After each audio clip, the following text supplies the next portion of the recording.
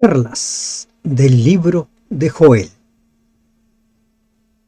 Porque es necesario que todos comparezcamos ante el tribunal de Cristo. Creas o no creas, un día comparecerás ante el tribunal de Cristo. Hay quienes se enojan cuando se les habla de Dios. Hay quienes consideran como algo ridículo hablar de la existencia de un Dios. Pero creas o no creas, lo aceptes o no lo aceptes, un día estarás ante el tribunal de Dios, ante el gran trono blanco, como dice Apocalipsis 20. Gracias te damos, Padre, por permitirnos una vez más abrir tu palabra. Permítenos, Señor, encontrar las perlas de este capítulo y poder, Señor, aplicarlo a nuestra vida. En el nombre de Jesús te lo pedimos. Amén.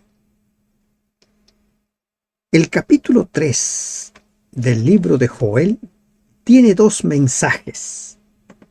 Uno, el juicio de Jehová sobre las naciones, y dos, la liberación de Judá. Porque he aquí que en aquellos días y en aquel tiempo en que haré volver la cautividad de Judá y de Jerusalén. Esta parte que dice en que haré volver la cautividad de Judá y de Jerusalén, la versión Jerusalén dice yo cambié la suerte de Judá y de Jerusalén.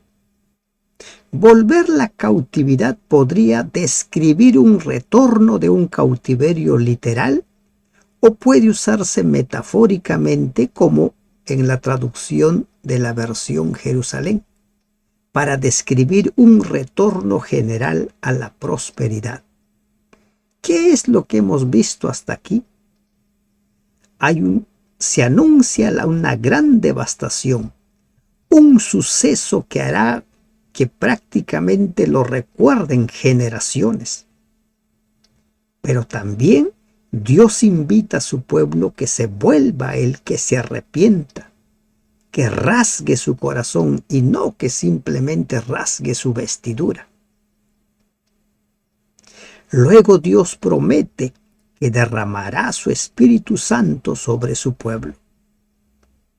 Y ahora dice, he aquí en aquellos días, en aquel tiempo, haré volver la cautividad de Judá y de Jerusalén, sea literal o sea simbólico.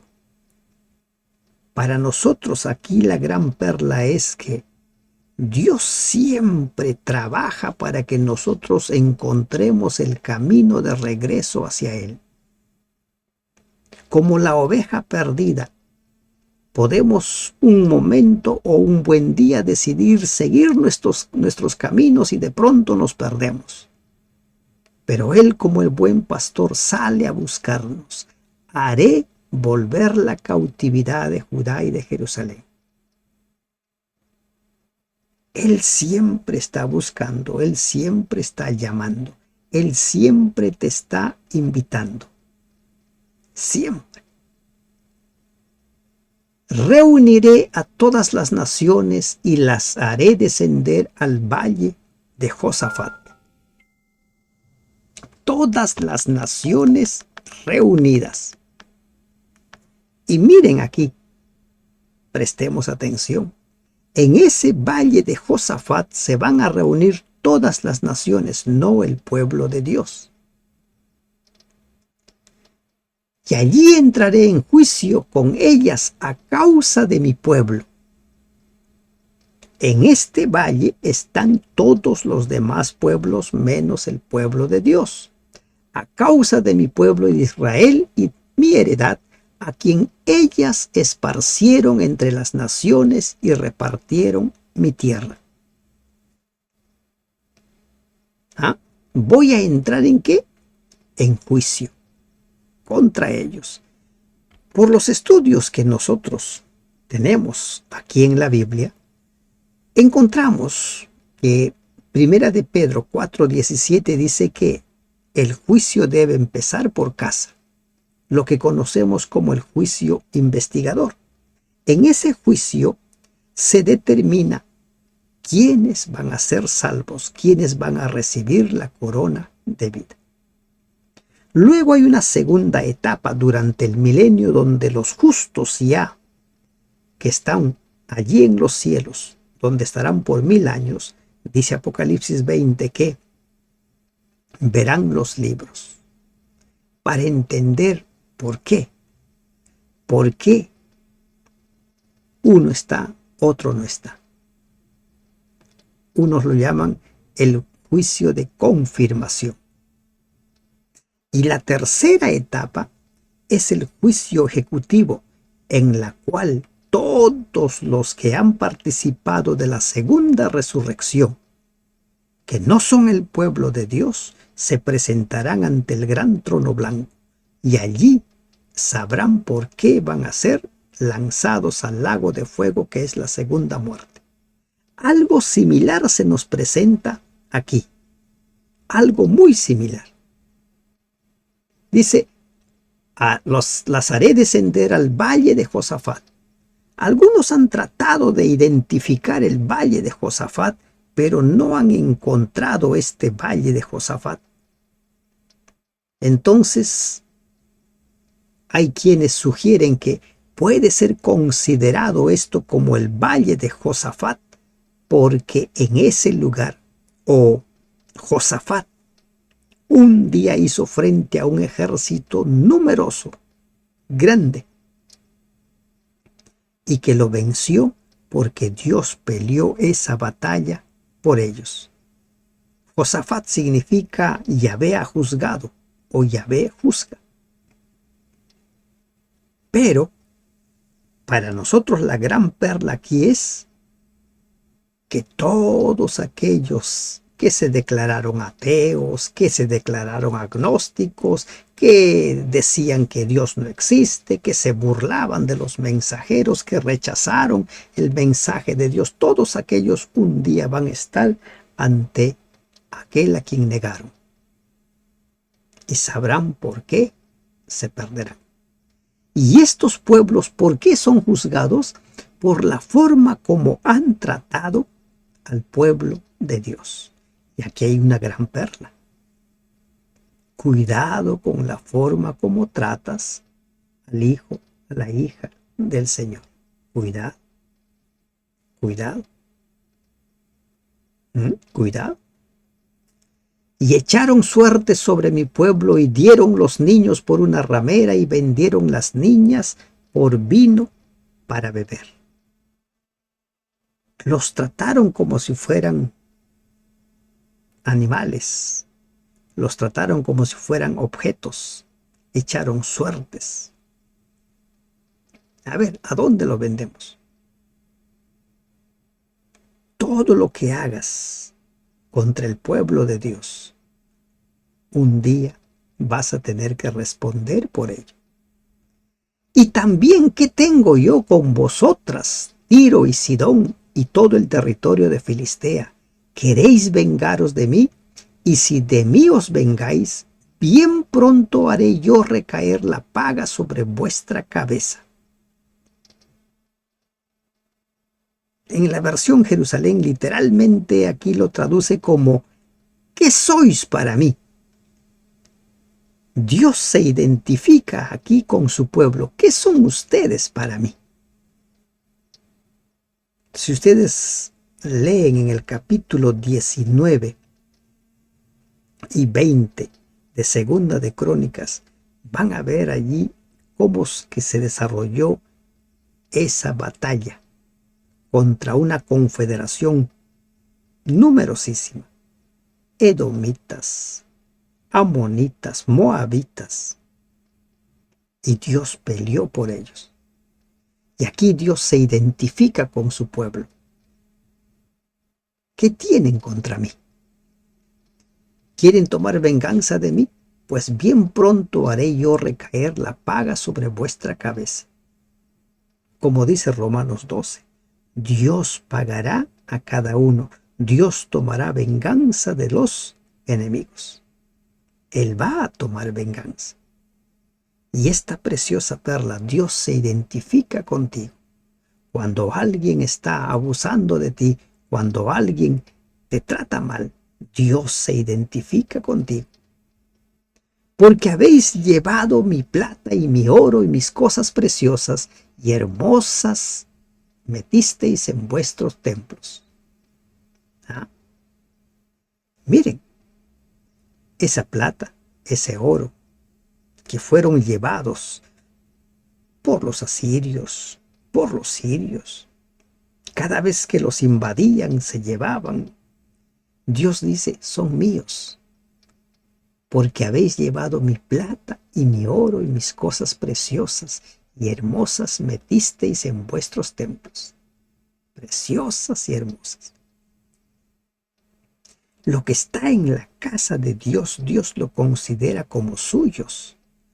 Pensemos en esto. Y, si es posible, anote esta perla. Lo que está en la casa de Dios, Dios lo considera como suyo. ¿Cómo lo cuidas? ¿Cómo lo estás guardando? ¿O no lo estás considerando? Su plata y su oro. ¿En qué se gastan las ofrendas? ¿Cómo se gastan? Piensen en eso. Y bendisteis los hijos de Judá y los hijos de Jerusalén a los hijos de los griegos para alejarlos de su tierra. Miren, se va enumerando la serie de pecados por las cuales van a ser condenados. Los bendisteis como si fueran objetos para que sean esclavos. Los arrancaste de su tierra. ¿Y qué es lo que encontramos aquí? Dios tiene muy registrado, tiene muy en cuenta cada cosa que se ha cometido contra el pueblo de Dios. Nada se le pasa. He aquí, yo los levantaré del lugar donde los bendisteis y volveré vuestra paga sobre vuestra cabeza. Dios va a redimirnos de donde estemos, donde nos encontremos, donde nos hayamos perdido. Si simplemente clamamos, Él nos va a redimir. Así como prometió hacer volver a su pueblo sin importar hasta dónde fueron llevados. Y venderé vuestros hijos y vuestras hijas a los hijos de Judá, y ellos los venderán a los sabeos, nación lejana, porque Jehová ha hablado. La ley de cosechas lo que siembras. Cosechas lo que siembras. Recibir según las obras. Recibir según lo que has hecho. Proclamad esto entre las naciones, proclamad guerra, despertad a los valientes, acérquense, vengan todos los hombres de guerra. Proclamen, anuncien, despiértenlos. Un llamado, ¿a quién? A su pueblo. Proclamen esto entre las naciones, proclamen guerra, despierten a los valientes. Forjad espadas de vuestros asadones, lanzas de vuestras hoces. Diga el débil, fuerte soy. Diga el débil, fuerte soy, soy valiente, soy un guerrero. Proclamen, convoquen a todos. ¿A quiénes está convocando? ¿Quiénes van a estar frente a Dios en el valle de Josafat? ¿Quiénes? Las naciones vecinas. ¿A quiénes se está juzgando? A las naciones vecinas. ¿Por qué? Por lo que han hecho contra su pueblo. Y ahora dice, prepárense, ármense, tengan lo mejor que ustedes tengan, prepárense. Juntaos y venid, naciones todas de alrededor, y congregaos, haz venir allí, oh Jehová, a tus fuertes. Juntaos y venid. Miren, en cuanto al cumplimiento condicional en Israel, en el Israel literal, ya hemos estudiado bastante. Muchas cosas no se dieron porque Israel no quiso aceptar las condiciones que Dios le estableció. Y mucho de lo que no se cumplió con el Israel literal se cumplirá con el Israel espiritual. Romanos 9:6 dice que no todos los israelitas son israelitas. Congréguense, vengan todos, todos están llamados. Vengan todos los guerreros aquí. Despiértense las naciones y suban al valle de Josafat, porque allí me sentaré para juzgar a todas las naciones de alrededor. Allí. En el tiempo del fin todos los impíos estarán ante el gran trono blanco y todos sabrán por qué se perderán. Todos. De la misma manera, aquí en el valle de Josafat estarían congregados todos los impíos, todas las naciones vecinas que habían maltratado al pueblo de Dios, que habían abusado del pueblo de Dios.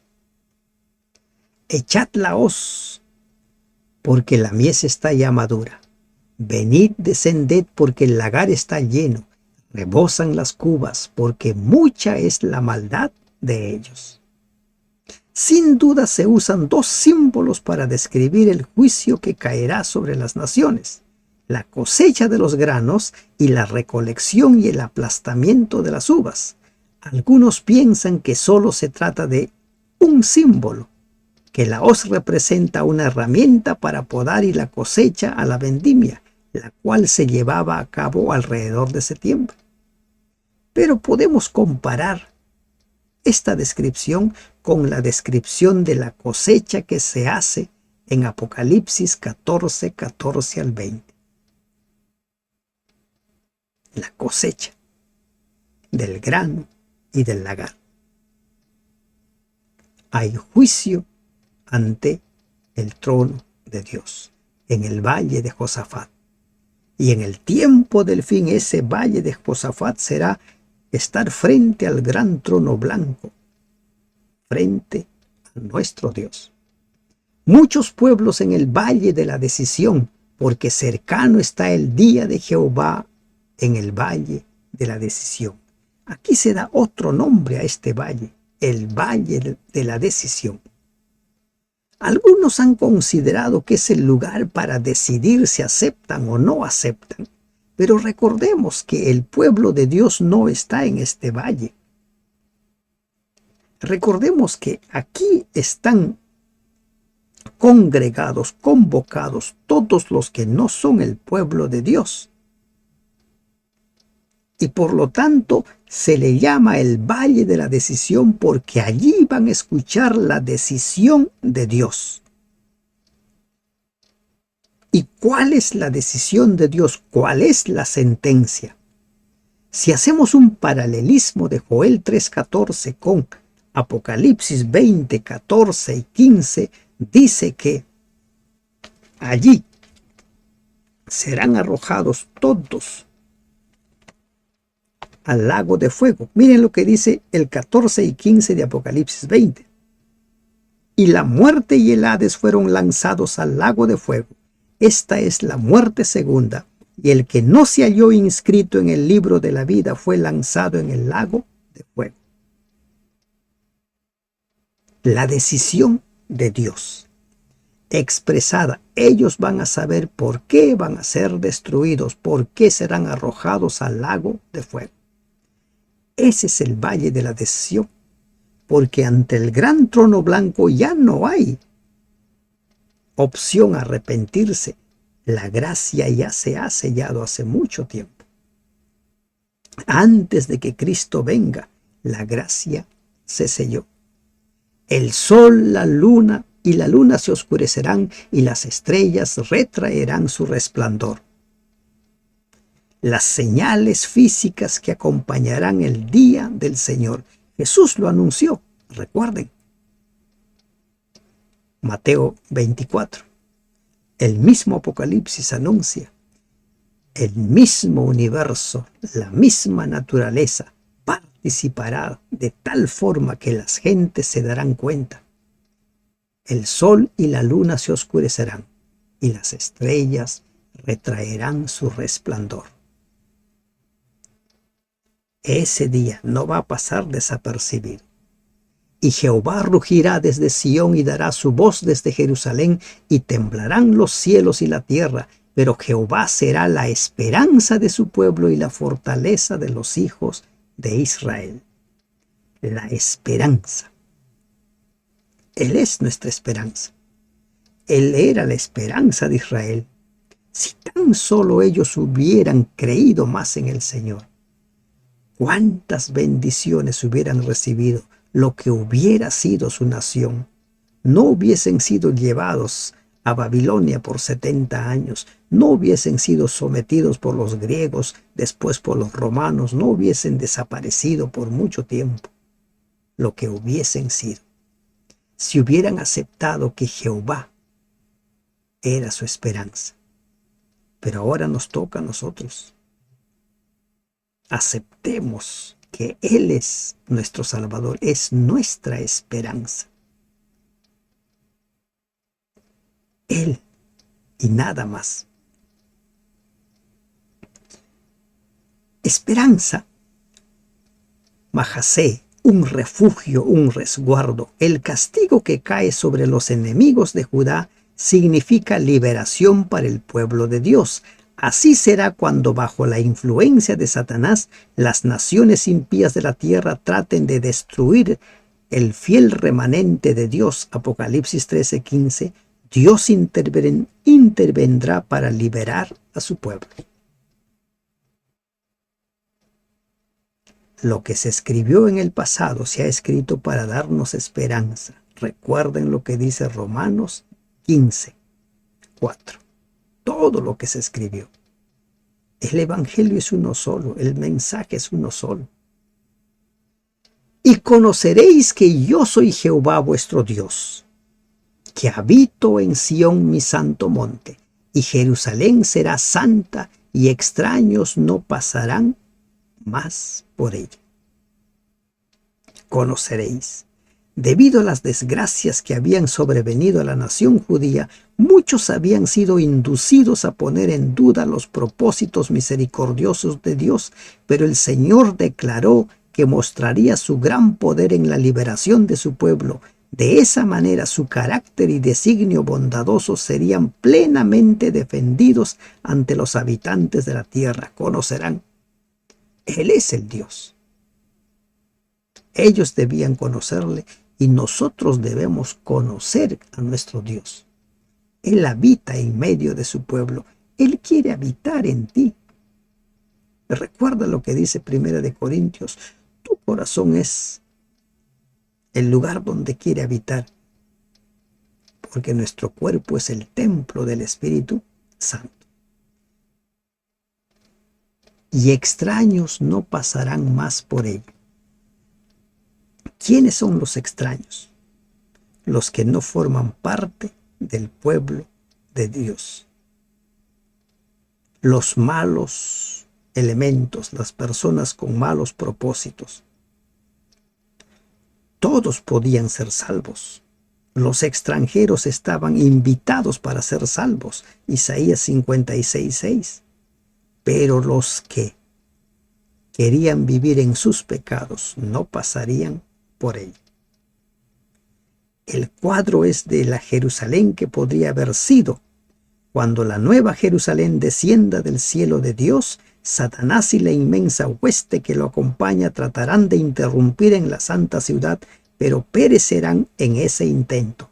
Apocalipsis 20:9. Sucederá, ¿no?, en aquel tiempo que los montes destilarán mosto y los collados fluirán leche, y por todos los arroyos de Judá correrán aguas, y saldrá una fuente de la casa de Jehová y regará el valle de Sitín. Sucederá. Aquí se van describiendo las condiciones que hubieran imperado después de que cayera el castigo sobre los enemigos de Jerusalén. Lo que Ezequiel también habla. Miren, Ezequiel habla acerca de Gog, Magog. Gog, el líder que reuniría a todos los enemigos de Dios y Dios los derrota. El mensaje es similar al de Joel. Recuerden, ya hemos estudiado Ezequiel. Todos. Y este valle se convertiría en un valle fructífero. Algo así como la tierra prometida donde fluía leche y miel. Cuando Dios derrama sus bendiciones, esas bendiciones realmente sobreabundan. Solo necesitamos ir a nuestro Señor. Egipto será destruido y Edom será vuelto en desierto asolado por la injuria hecha a los hijos de Judá, porque derramaron en su tierra sangre inocente. Dios juzgará a los enemigos del pueblo de Dios. Dios juzgará a todo aquel que maltrató a su pueblo. ¿Creen que será distinto con su pueblo de hoy? Dios siempre vela por sus hijos, son cual la niña de sus ojos. Pero Judá será habitada para siempre, y Jerusalén por generación y generación. Para siempre. Ese era el plan de Dios. La nueva Jerusalén será habitada para siempre. Cuando la nueva Jerusalén sea establecida, no tendrá final. La Jerusalén literal pudo haber sido, pero no fue, porque el pueblo así no lo quiso. Si no basta con ver cómo se conducían en los tiempos de Jesús, a tal punto que rechazaron las enseñanzas de Jesús, enseñanzas que estaban basadas en función a los que escribieron los profetas, pero ellos lo rechazaron. Pudo haber sido, pero la Jerusalén celestial, la nueva Jerusalén, será habitada de generación en generación. Y limpiaré la sangre de los que no había limpiado, y Jehová morará en Sión. En el plan evangélico, una absolución tal es posible únicamente porque el pecador o al pecador se le adjudica la justicia de Cristo. Limpiaré la sangre de los que no había limpiado, y Jehová morará en Sión. Somos lavados con la sangre de Cristo. Somos declarados justos por la sangre de Cristo. Y ese pueblo vencedor, ese pueblo redimido, disfrutará la presencia de su Señor. ¿Por qué? Recuerden lo que dice Apocalipsis 21.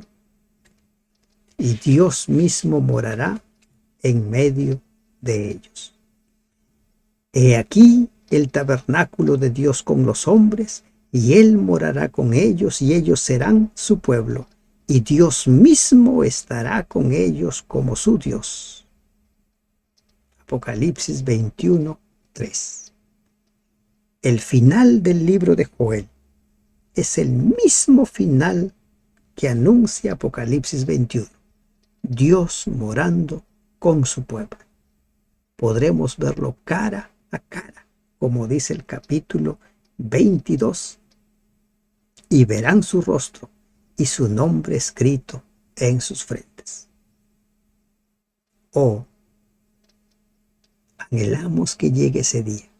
Ese día va a llegar, pero preparémonos para ese gran día. Y mientras nos preparamos, preparemos un pueblo para el encuentro con nuestro Dios. Que Dios te bendiga. Amén.